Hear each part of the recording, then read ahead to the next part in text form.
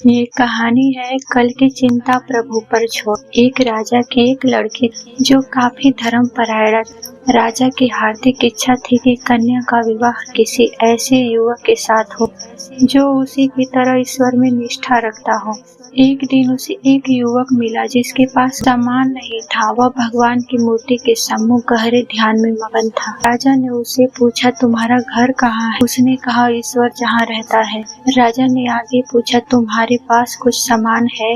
युवक ने कहा, प्रभु कृपा के अलावा मेरे पास और कुछ नहीं है।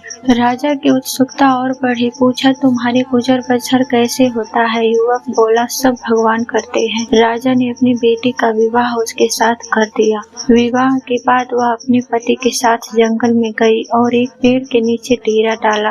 वहाँ उसने देखा कि एक पेड़ की कोतड़ में एक रोटी का टुकड़ा रखा है। उसने पति से पूछा, यह क्या है? पति ने जवाब दिया, इस रोटी को कल के बचा रखा है। यह सुनकर राजकन्या रोने लगी और पिता के घर जाने को तैयार हो। पति ने कहा, यह तुम क्या कर रही हो? मैं जानता था कि तुम मेरे साथ निभा नहीं सकोगी। राजकन्या ने जवाब दिया, स्वामी, मैं गरीबी से नहीं डरती। मुझे दुख इस बात की है कि ईश्वर के प्रति आपका विश्वास पूरा नहीं है, इसलिए आपने सोचा कि कल क्या खाएंगे।